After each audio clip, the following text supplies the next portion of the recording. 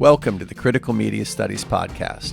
We're your hosts, Mike Rapici and Barry Fall. Good morning, Dr. Rapici. How are you today? Hey, Barry, I'm doing well. It's good to see you. It's good to be back. A little cold. It is a little cold, at least a little cold for us sensitive people in Florida. Other people are facing worse times. But what would it be like if we didn't complain a little bit, right? Regardless of the justness of our complaints, we got to Oh no, complain a little, right? no, Got to have a little bit of whinging on critical media studies. But the whinging has nothing to do, and it is not occasioned by our business today, Dr. Rapici. What's our business today? I'm very proud and happy to say our business today. We are talking about an essay by the great Sigfreid, and nobody did there. Nobody did there. A little adjectival thing. We're going to talk about the essay Photography from 1927, I believe, published in a feuilleton newspaper, basically the arts and culture section of a German newspaper. Mm-hmm. This is by the great Sigfreid Kracauer. The essay is simply article is simply entitled Photography. And one of the reasons why I'm excited and psyched to talk about this essay with you is that Kracauer is a big name in media studies, film studies, cultural studies, but I think seldom attended to or seldom studied with the rigor or intensity as of some that's given to other figures in the Frankfurt School, related to the Frankfurt School, such as Theodor Adorno and Walter Benjamin. And Kracauer had a much tighter affiliation with the Frankfurt School than Walter Benjamin. But and people know that he's important, but I think it takes reading and careful consultation and discussion, which we're going to try to do today, of Kracauer's short but incredibly lucid and suggestive works to really get an appreciation of the value of his contribution to critical media studies. So I'm excited to be talking about this 1927 essay, and I'll say one more thing about it.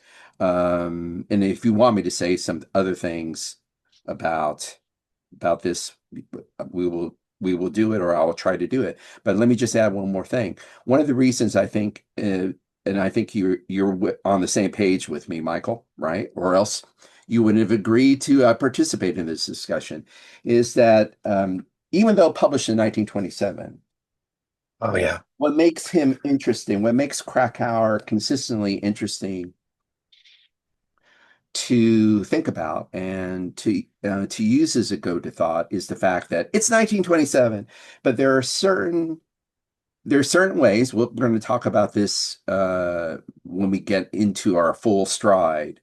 There are certain ways in which he invents certain moves in cultural criticism, in media criticism, media analysis, where we could say that he is not just anticipating future evolutions of media. That would be enough, right? That would be enough just to say, to be able to talk about photography in a way that we're just not going to laugh at this in our digital streaming world. So it would be enough if he could talk about old media in a way that's relevant, where we could see the relevance. Students of new media could see relevance in this text. But beyond that, he seems to be anticipating certain critical thinking moves and operations in regard to media operations. So it makes his work incredibly fruitful, I think, to talk about. And we hope we will convince listeners about this as well. yeah. I mean, I'm struck by how absurdly prescient this Prescient, great word. essay feels.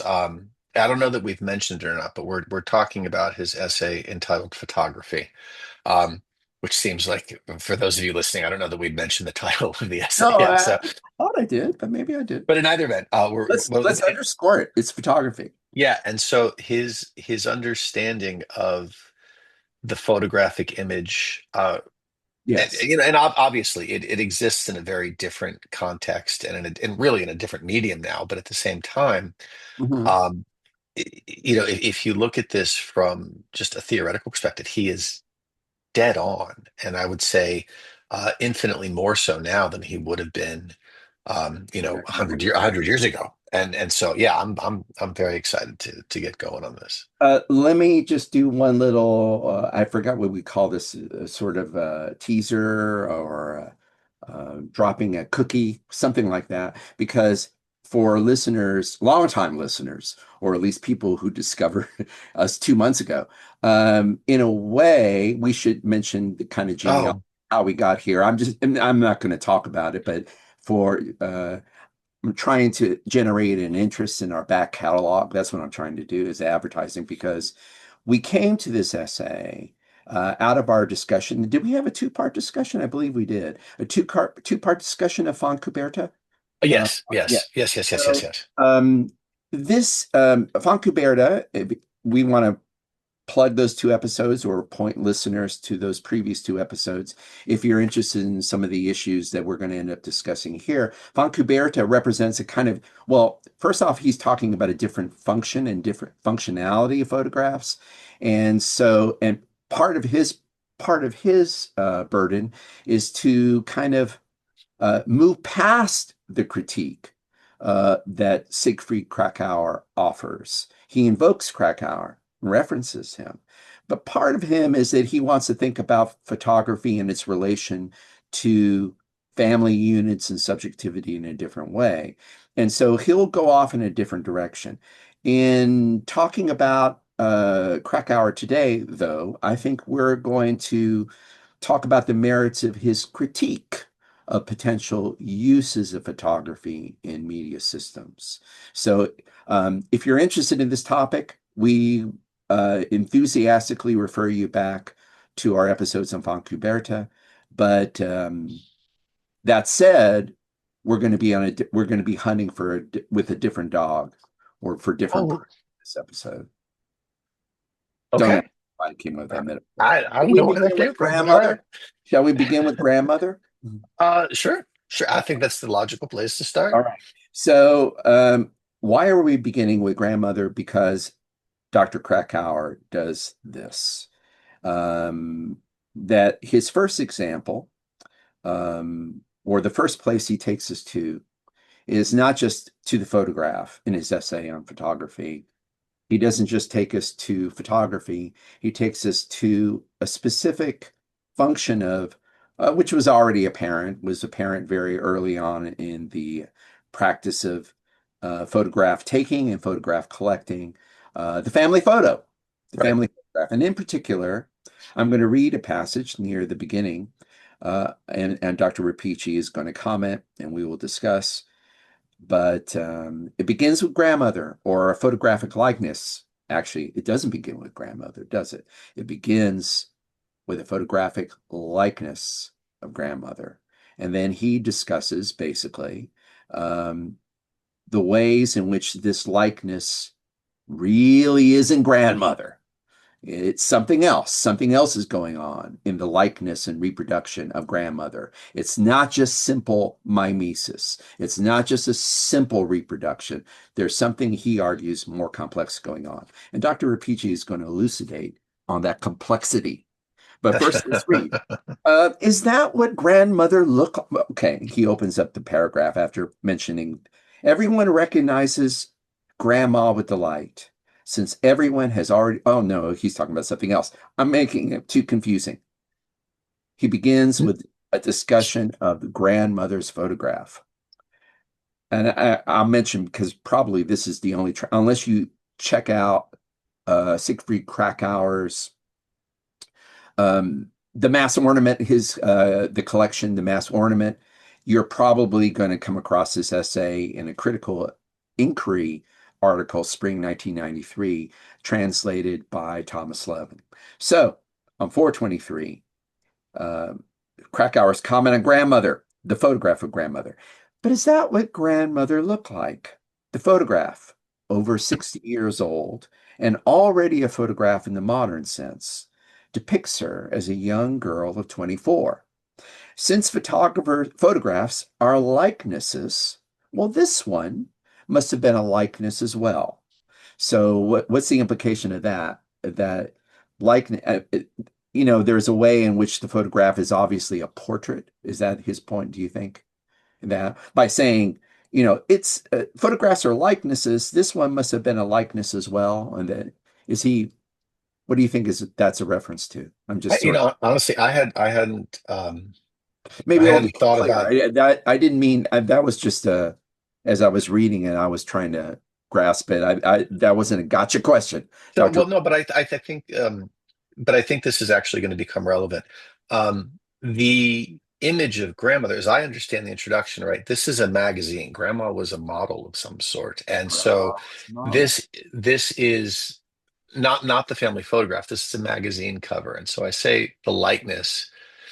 It's grandma as the diva that people Grandmother recognize is a in the diva. day.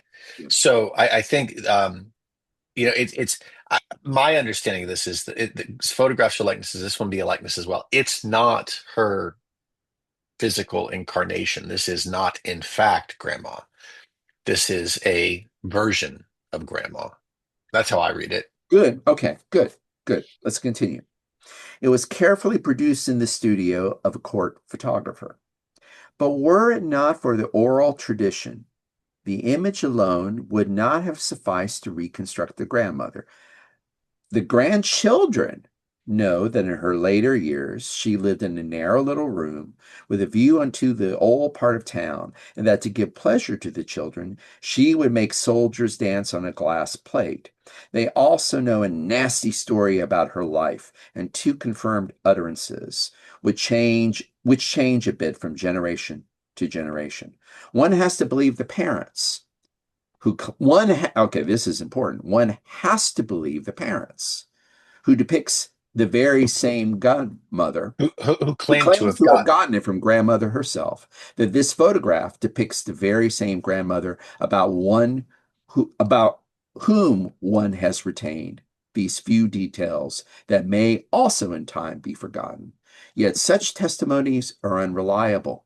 It might turn out that the photograph does not depict the grandmother after all, but rather a girlfriend that resembled her. None of her contemporaries are still alive, and the question of likeness, the image has long since decayed. But the now darkened appearance in the photograph has so little in common with the traits still remembered that the grandchildren are amazed when urged to believe that it is the fragmentarily remembered grandmother, but in reality, it is whom they encounter. I'm reading this too quickly. I'm sorry. The traits still remembered that the grandchildren are amazed when urged to believe that it is the fragmentarily remembered ancestor whom they encounter in the photograph. All right, so it is grandmother, but in reality, it is any girl in 1864. The girl smiles continuously, always the same smile. The smile is arrested, yet no longer refers to the life from which it has been taken. That's important. The smile is arrested. There is a likeness, yet it no longer the physical features in the darkened photograph is they're arrested, but no longer refers to the life from which it has been taken. Likeness has ceased to be any help. Should we stop there and sort of gloss on Yeah, I think so, and I think that the remainder of the paragraph kind of gets to the question of it's a likeness. It's not to me. So this the issue at hand, right? We have a magazine cover with the picture of a woman on it Mhm, who is grandmother. mhm. And the question of likeness, is it grandmother? It's her likeness. It could be somebody else. The thing that jumped out at me with this is this tension between the language, the stories, the oral tradition, Perfect. which would be used to sort of flesh out grandmother, right? There is what makes it the image is a representation, it's a likeness. What makes it grandmother are the stories and who knows what. The And ways the without those stories, you have a likeness, but not the history. And the history is well, fragile, right? Or is it? right. And oh no, absolutely. But more so, without those stories, Mhm. grandmother becomes a mistress. Grandmother Indeed, becomes some indeed. random girl, So Any it's the girl from 1864 or 65 or whatever it right. is. And the more the further removed we become from that, Mhm, right? So as mhm. grandmother's a pretty intimate relation, right? So the fact that we're sitting here and saying, well, nobody really knows about the stories and you have to trust your parents, like you have to follow this oral tradition to really get close to the person who is grandmother. Otherwise, without that language, she's well, what does he say? Any young girl in 1864, right? That line of demarcation between That leapt uh, out to me when I was reading it. It's like, this could be anyone, really. right, and I think that without that language, quite frankly, it becomes anyone because the humanity of grandma That, and the emotional relevance of grandma is that goes not that is goes away. not in the image. It can't be Not in in the the image. image. So And that and would I, that yeah, go ahead. no, Go ahead. that's my take on Well, that. I just want to link what you just said to the other word we invoked.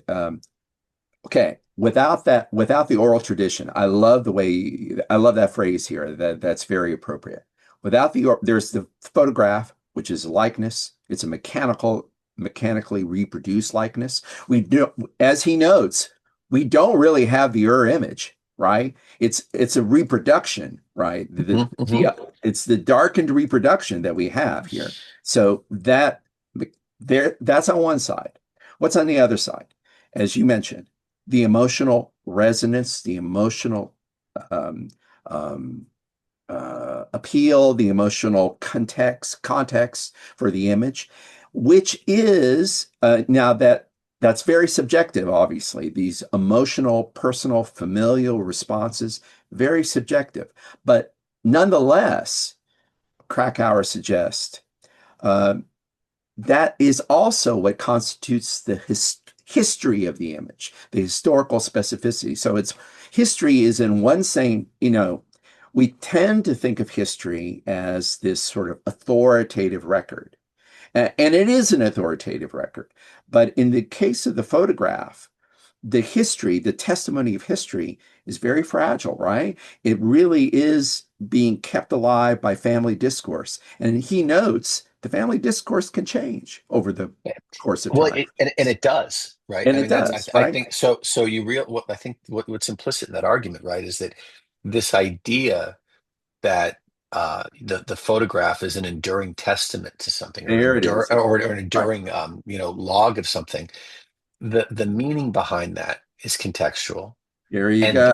There you go. and divided, and in both cases slippery because it relies upon an interpretation, it relies upon memory, and those two aspects of meaning making are in themselves slippery because we're in a constant state of change and flux. And so what something means, even though, and I think this is where this gets really interesting, even though the idea that the photograph is a static, enduring representation of a reality at a particular time, right? Like we could say these things, and this changes when we get into digital photography a little bit more, but these things are sort of indisputable, right? That Right. if there ever was a capital T truth moment, by God, the Got it. photograph should absolutely author it. And then you realize Krakauer's position is like, well, no, because all of this is imbued with memory and meaning and interpretation. And those are fragile, fragile things that change over time. Well, my partner is just like kicking butt today, so I'm not going to add anything to it because I think you brilliantly pointed to um, the contradiction here or the tension here that he wants to bring out, Krakauer wants to bring out, and by opening with the photograph of grandma. It's Yeah, history, but he wants to, yes, it's history. It couldn't be more history. It is the history.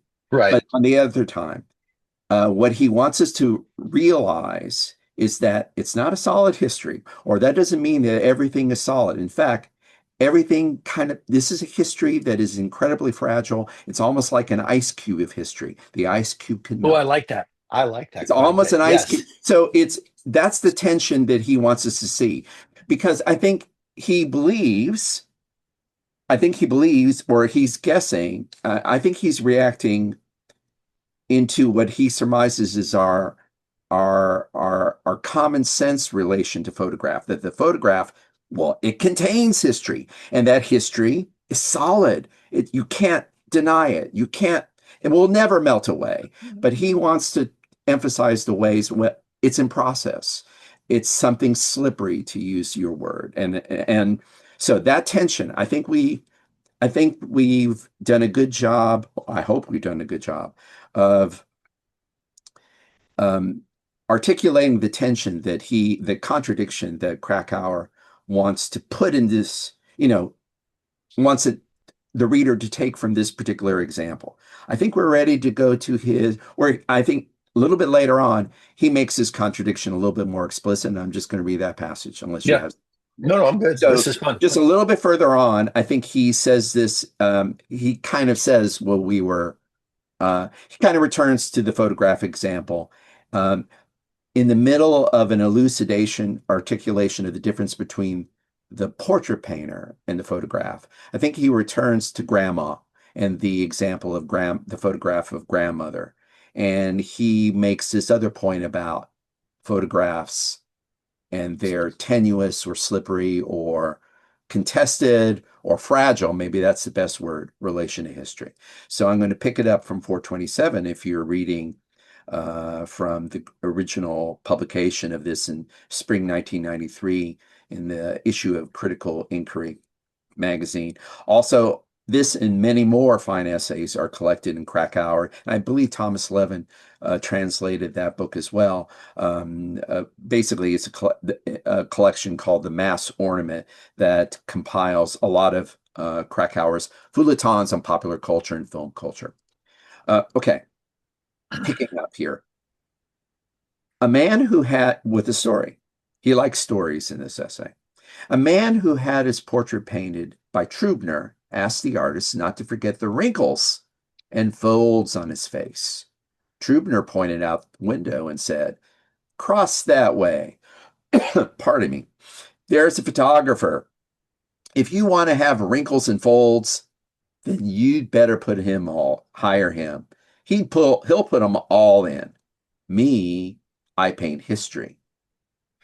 In order for history to present itself, the mere surface coherence offered by the photography must be destroyed. That's a sentence maybe we can unpack, but I'll read a little bit more. In order for history to present itself, the mere surface coherence offered by the by photography, must be destroyed. For in the artwork, the meaning of the object takes on spatial appearance, has a spatial reality. Whereas in photography, the spatial appearance of an object is its meaning, its sole meaning. The two spatial appearances, the natural, quote unquote, one, and that of the object permeated by cognition, that the latter is the artwork or the portrait painting, the portrait produced by the painter, are not identical. We tend to think they are. I think that's his assumption. Please, Kracauer says, do not confuse these two things. They are spatialized appearances. A photograph is spatial appearance. A painting, portrait painting, is a spatial appearance. They are not identical. Crucial sentence again. Next sentence is crucial, rather. By sacrificing the former for the sake of the latter, the artwork also negates the likeness achieved by photography. It may not have the wrinkles. If you got a likeness, it's a true likeness. I got wrinkles, you're going to have to put them in there. But for the portrait painting, may not get there in that spatial appearance. This likeness refers to the look of the object, the physical appearance of the object, which does not immediately divulge how it reveals itself to cognition, to the mind, to the mental image that gets reproduced by the portrait painting. Michael, I'm adding some phrases as I read, but I hope they're helpful. And you can test me, argue with me if you feel, but I'm almost done. The artwork, however, conveys nothing but the transparency of the object. Okay, I'll stop right there. Do we have, did I Well, read let's the read passage? that last. Do we have the Let's read. semiosis of the passage? Let's read there's the last sentence to this. There's the one more Okay. sentence I think is important. So we You want to say read the that? light, yeah, the lightness refers to the look of the object, which does not immediately divulge how it reveals itself to cognition. So Right. he's taught that's where you ended up, right? And so we're saying Right. the photograph tells us what things look like, Indeed. right? But it does not divulge how it reveals itself to the cognition. So the interpretation of thought. This The next sentence is interpretation. interesting, right? The artwork, however, conveys nothing but the transparency of the object. In doing so, it resembles a magic mirror that does not reflect those who consult it as they appear, but instead as they wish to be or fundamentally are. And I Mhm. think that's a significant line, the mention of the mirror. And I don't want to sort of usurp the conversation here, and I don't want to jump in front because No, it's no, an no, no. incredible. No, It's go. it's Go. it's an incredibly dense paragraph that I think we should definitely spend some time picking out. But Sure. I think what's interesting to me about this notion of the artwork requiring cognition, functioning as a magic mirror, which to me gets us back to where we were with grandma a little bit. So I think this is sort of a healthy bridge to build here, the sense that in order to understand, there has to be an active audience, right? Like you have to understand, you have to know the language, you have to know the stories. There is what you see is secondary or tertiary to what something absolutely is. But the notion, the mention here of the mirror, I think is important because It what is. is going to be a reflection of the time, of the Right. person, the understanding. So Right. you will like, so again, it gets us away from this idea that meaning is imbued in an image, that it's because it's not. And what we're seeing here, Absolutely. and I think that's really important. So in a way, this process of cognition is telling us about the idea or the person in the painting as opposed to a representation of something in a photograph, but it's also telling us about ourselves. Right. Right. Okay, so we jump back up and talk about the photographer and painting history. Where do you want to No, actually, I don't want to do that because I think but I want to elaborate what you said and see if this is an outway. This allows us to exit from this passage so we can go to illustrated newspapers because I want to build on something you just said. And I yeah, think yeah, yeah, yeah. that might give us a quicker exit point than that. As you point out, this is a deep paragraph, and Yeah. we could get lost in it. So I'm just going to build. I'm going to try to build on something you said and see if we can use this as an off ramp to get to our concluding point because there's another really startling thing in the essay that we want to draw attention to. Okay, I want to go back to the sentence you read. In so doing, well, first off, I want to build on what you just said. What you were pointing out, the big difference is mind. Hmm. The big difference is cognition.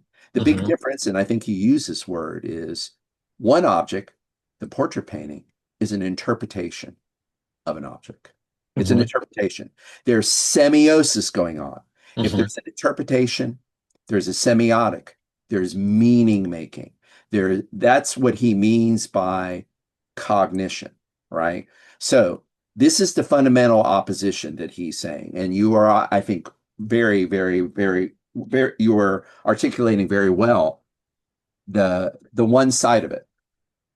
One side of it is on the side of the portrait painter, there is, and this is what Kracauer wants to underscore.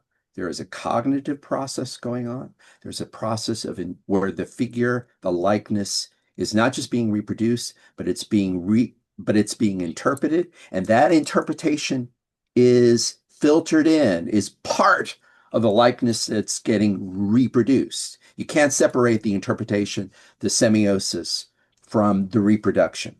Right. So that's on one side. What's on the other side? I want to turn to the sentence you read. I want to talk about the magic mirror. So what's the opposite of all these things that you were talking about? The magic mirror, which shout out to Andre Bazin, is a mechanical reproducing device. The magic mirror in this case is a technology that absents us from the human. And how do we know that it's absenting us from the human? because it's not about thought. It's a magic mirror. We have for the first time the possibility of a reproduction without human intent.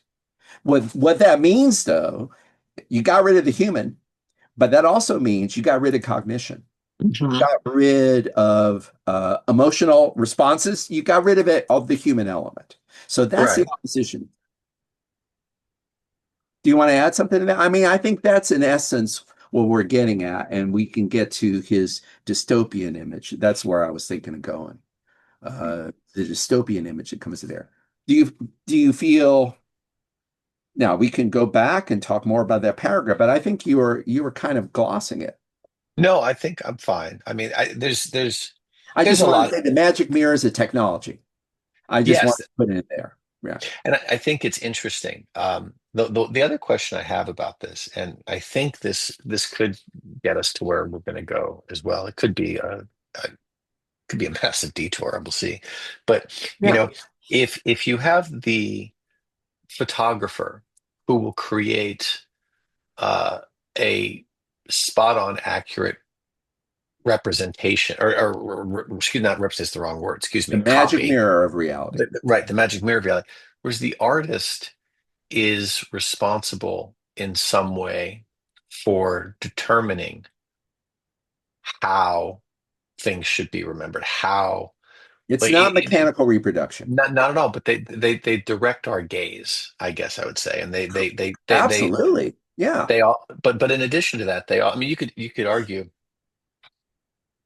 I think that the ability of the artist to make conscious decisions with an aim of influencing how and what will be remembered is a very, and I don't think this is necessarily, we'll see where we go to this. We talk about the magazines in a little bit. Um, it's an incredibly powerful, potentially sort of propagandist um, position to inhabit. And that's, I think Indeed. that's what well, to say, I paint Indeed. history, Yeah. you Yeah. know, well, okay, so this is how history gets shaped. I mean, I guess that's what, Absolutely.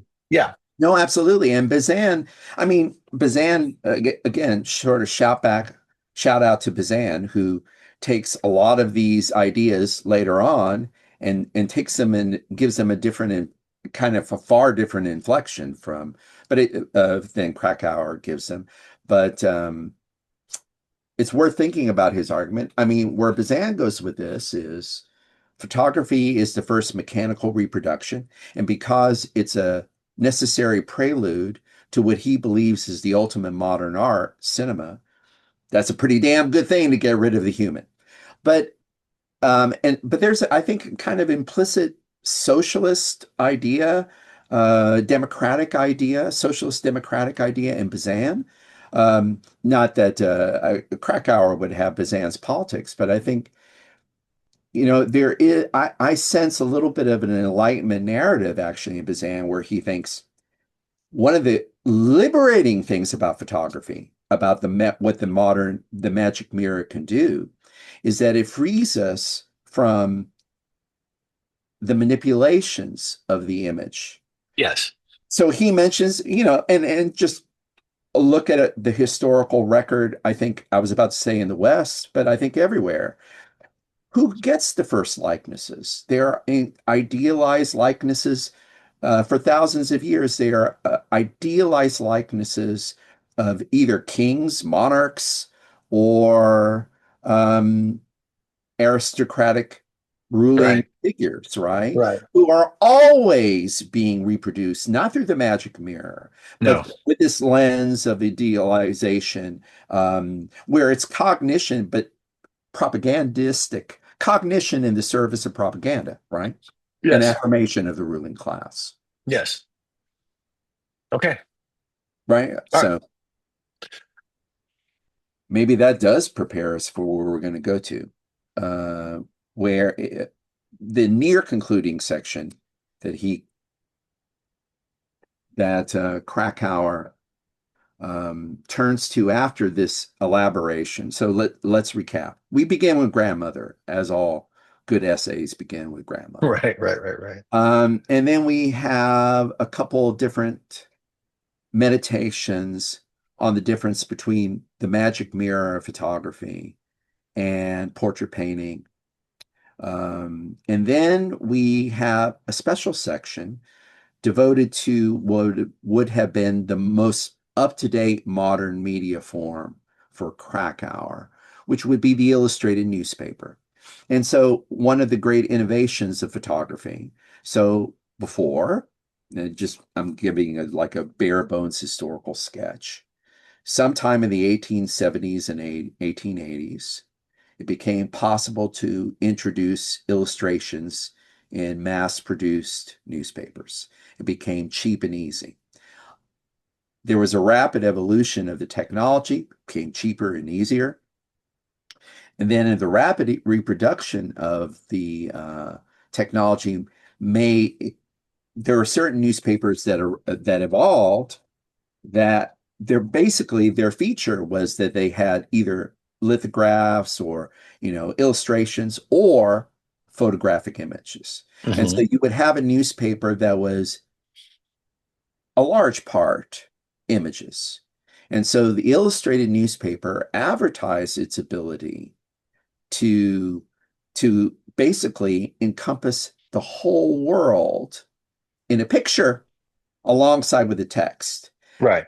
potentially relegating textual commentary to, well, I guess to the side. At the very least, the feature of these newspapers, you bought the newspapers for the pictures. Right. And so the text essentially becomes the caption. Thank you. Yeah. That's the word I was struggling for. Okay. So he shifts from this discussion, grandma, meditation on the difference between the photograph, clarification of photograph and the portrait painting, a clarification of the ways in which the photographic image is historical and isn't. So, he's clarifying these themes. And then he treats the most modern manifestation of the photographic image and text, and it's the illustrated newspaper. So let's read this passage, shall we? And I'll read the passage. Dr. Rapici will give a brilliant commentary. Here we go. The aim of the illustrated newspapers Hold on. is, This is 428 we're on here. oh, and now we're No, moving no, 33. rapidly to 432. Sorry, sorry, sorry, sorry, sorry. Like we're moving like light speed to 432. I The gotcha. aim of the illustrated newspapers is the complete reproduction of the world, accessible to the photographic apparatus. So this is the apotheosis of what he's been talking about. We now are talking about not just about the photograph and grandma. We're saying we're in a photograph world now. We got the apotheosis, the ultimate photographic representation, where the illustrated newspaper is like the apotheosis, the zenith of this moment. They record these photographs in the illustrated newspaper, record the spatial outlines, not just of grandma, but of every effing thing, people, conditions, and events from every possible perspective. We've reached the zenith here. Their method, the method of the papers, corresponds to that of the weekly newsreel. So there is a cinematic, not surprisingly, there's a cinematic analog to what's happening in print. Hmm. But Hmm. it's all based on the magic mirror technology of the photograph. Their method corresponds to that of the weekly newsreel, which is nothing but a collection of photographs, whereas an authentic film employs photography merely as a means. Okay, now this is where it gets très interesting. Kracauer writes, never before. So we reach modernity. Yes. We've got photographic modernity. We have the ne plus ultra of the photograph is ground zero for a real modernity that we've never had before. Never before has an age been so informed about itself. If being informed means, which is what the illustrated newspapers assume, if being informed is equivalent, if it means having an image of objects that resembles them in a photographic sense, Most of the images in the illustrated magazines are topical photographs that, as such, refer to existing objects. The reproductions are thus basically signs that may remind one of the original object that was supposed to be understood. In reality, okay, that's the appearance. And indeed, the illustrated newspaper is giving us a world interpreted through appearances and surface surface likenesses. But Kracauer pivots here, and it gets darker. In reality, however, the weekly photographic ration does not intend at all to refer to the real world, to these objects or images. If it were offering itself as an aid to memory, the Plato's pharmacon, right? If it Right. were a form of writing that aids memory, then memory would have to determine the selection. We bring cognition back into the process, right? But it's not about thinking, is it? Not for Kracauer. The flood of photos, in effect, are there to, quote, sweep away the dams of memory.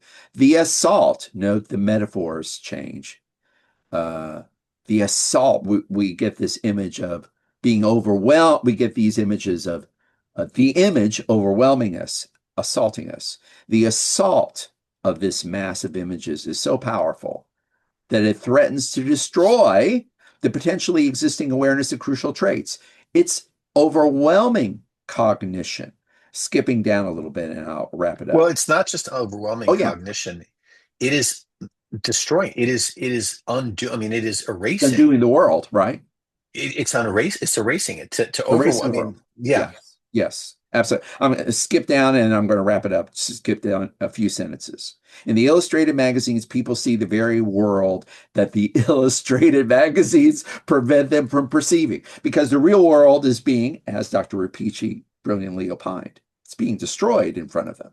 In the process, Kracauer says, in the process of reproducing the likeness of the real world is being destroyed along with cognition. Picking it up, the likeness that the image bears to it effaces, destroys the contours of the object's history. And he gets devastating, right? Never before has a period known not so much, but known so little about itself. In the hands of the ruling society, the invention of illustrated magazines is one of the most powerful means of organizing a strike against understanding. Strike, assault, all of a sudden in this long paragraph, Kracauer turns the tables, right? And what seems to be a tool of enlightenment becomes a weapon of disenlightenment. I'll stop there. Man, there is so much here. I love this. I love this article. This is one of those that I just think is gorgeous to read. So I'm gonna sort of skip through the flowers, Barry, and you can come along You're going with to me and skip we through the can flowers. okay. Go for it. So I think the thing that jumps out to me here, right, is, and this is where we started by saying, wow, this is incredibly forward thinking. In 1927, he is describing the modern era. He's describing our age right now. This is where we are. And this idea that being awash in imagery, right, creates this distinction between seeing something and understanding or knowing something, right? And Right. that Right. Seeing is not knowing. no, but perversely, seeing at a certain scale, seeing takes the place of knowing. Yeah. So you create Beautifully this, put. you create this sort of hollow space that we paper over with an image. And so we can say, I recognize that, I have seen that, but I have absolutely no ability to engage that. It just becomes familiar, but foreign at the same time. What really strikes me, though, is this idea at the end where we stop. Never before is the period known so little about itself, right? It's not that we know nothing. We see We everything. see everything. So we are familiar with everything. I don't know, Barry, maybe this sounds a little bit like a 24-hour news cycle, right? We see Everything. absolutely everything. But what of that do we understand? And so the thing that jumped out to me as we were just reading it here, this is not an issue. And I'm translating this from, I'm taking this and I'm changing it from the 1927 perspective where he's looking at the, photograph or the image driven newspaper. I'm thinking about our current media cycle here. It's not a case that we don't see or recognize. We absolutely do. But because we have so privileged the image because of its ubiquity, right? We buy into this idea, and the line at first between seeing something and understanding it is sort of faint. It's grandma. I recognize grandma, that's good. But if you move a little bit further down the line, is that grandma or is that a mistress?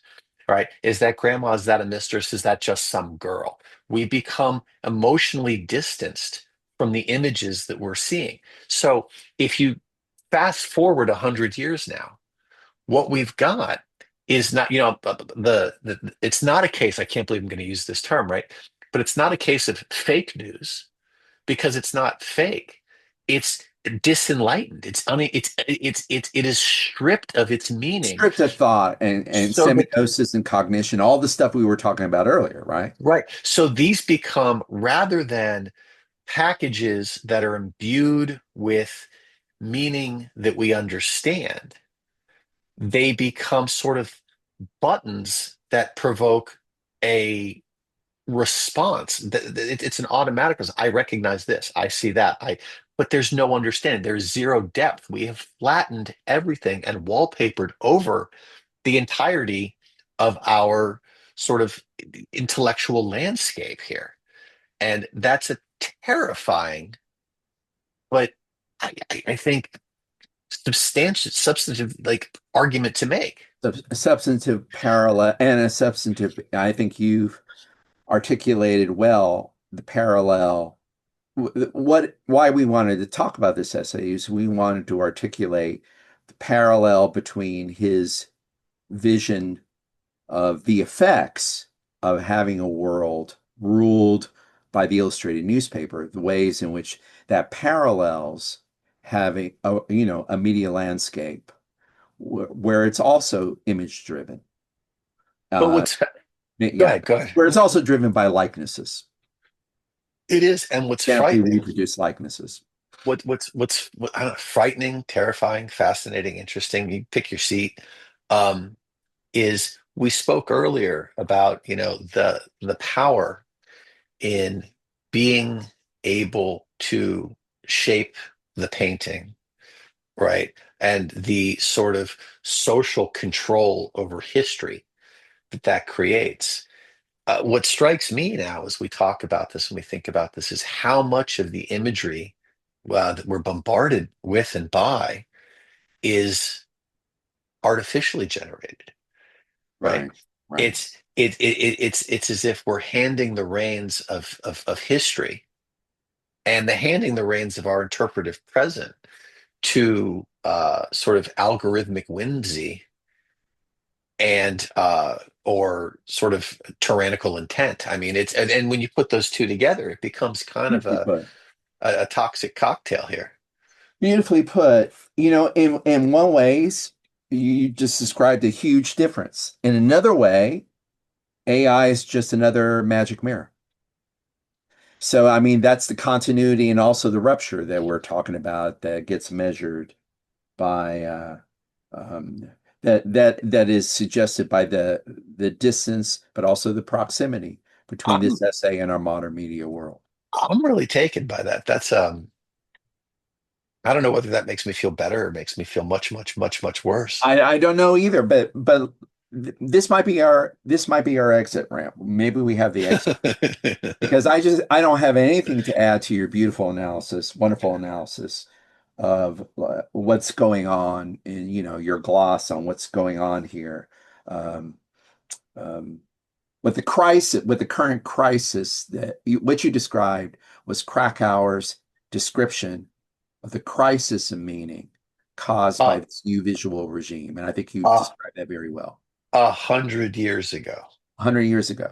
So I just want maybe this is the off ramp. I'm not going to add anything to that, but let me just for the reader's benefit, let's. I just was going to quickly summarize where he goes Yeah, yeah, after yeah. this, and just say that. Um, so what's his reaction to the modern pharmacon? I guess we can talk about pharmacons after all, even though the pharmacon just got invoked, but in a way, we were told that these photographs, the illustrated newspaper, isn't a pharmacon because at pharmacon there's always the potential for cognition, Yes. and now we're talking about something absent cognition. So it's not a pharmacon, except maybe Kracauer. I think Kracauer ends with a kind of glass half full, glass half empty uh, uh, stance on the situation that he described. And I would say it's something like this. So, what do we got here? Never, and you paid attention, I think rightly so, Dr. Apici, to this crucial sentence. Never before has a period known so little about itself. So, where do we go from here? Kracauer says, well,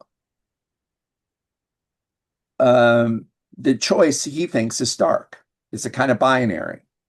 And in that way, it represents a traditional articulation of the pharmacon, but maybe it's not. But anyway, it certainly seems to be a stark choice. Where do we go from here? Well, maybe we don't go anywhere. And in which case, we are going to be permanently trapped in a land without cognition. And that just might be where we end. This may just be the terminal point. But on the other hand, and this is the redemptive positive move that he makes. I won't say does it half-heartedly. I just think he says, realistically, there's this choice. We're either going to stay here in this la la land.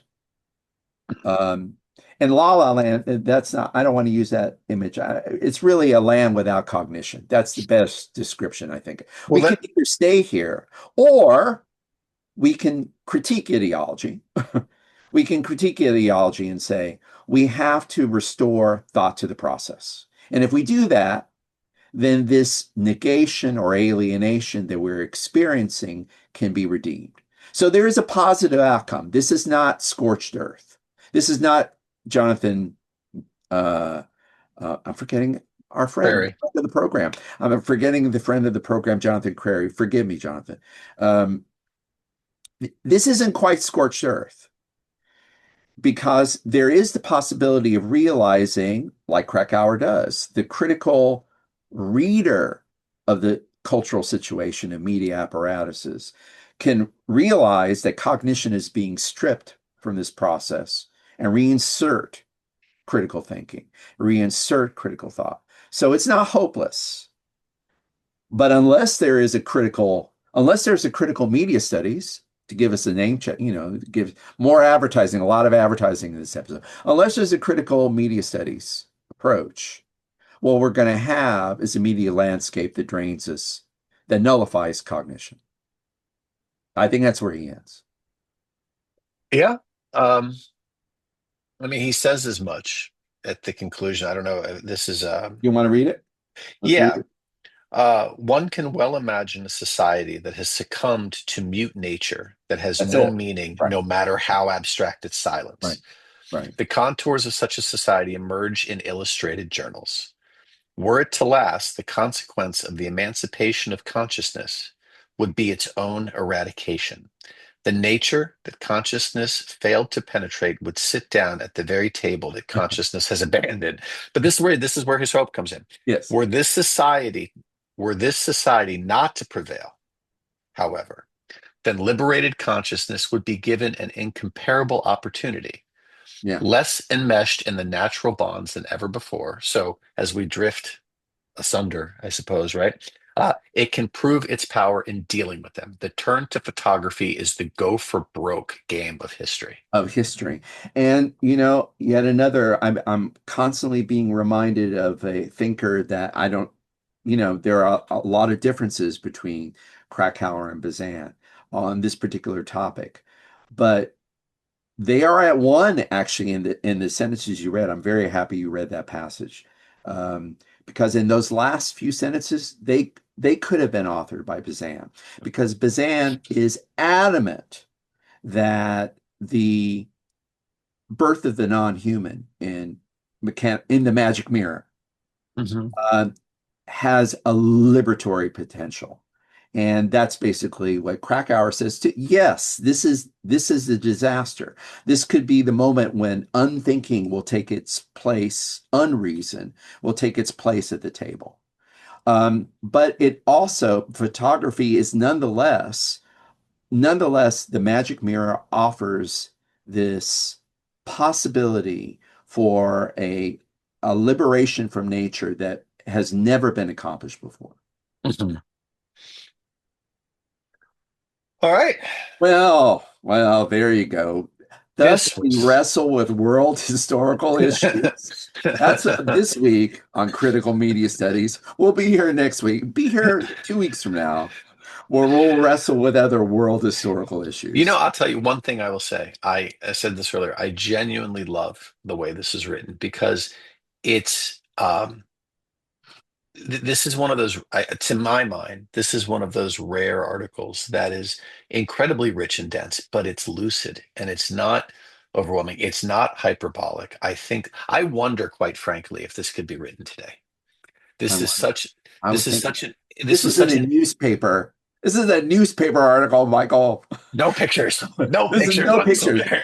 But I just think this is a mass circulation article. Yeah, yeah. Popular press, right? Yeah, no, I don't know that this could be written today. And that's what I don't know whether that's because we've all gotten up and left the table.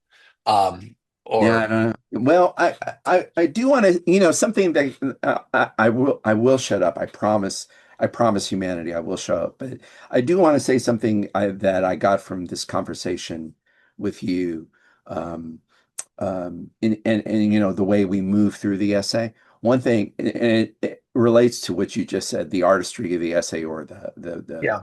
the aesthetic value of the essay, and as well as its contribution to philosophy of media. What I appreciated in sort of working through the essay slowly is the way I mean, this is so masterfully constructed, right? He opens with an example that grips you, and then he teases out issues that are related to, that help him fully articulate the example, the interesting example, the gripping example he begins with.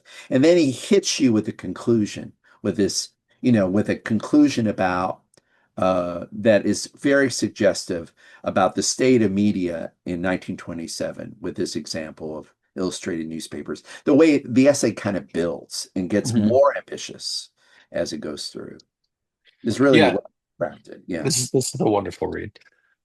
Well, Barry, thank you. Well, thank you, Michael. I've enjoyed Uh, watching the world deteriorate in front of my eyes. it was fun in our usual way of having fun, and we look forward to next time. I look forward to next time talking with you, and hopefully we'll have a rich discussion then.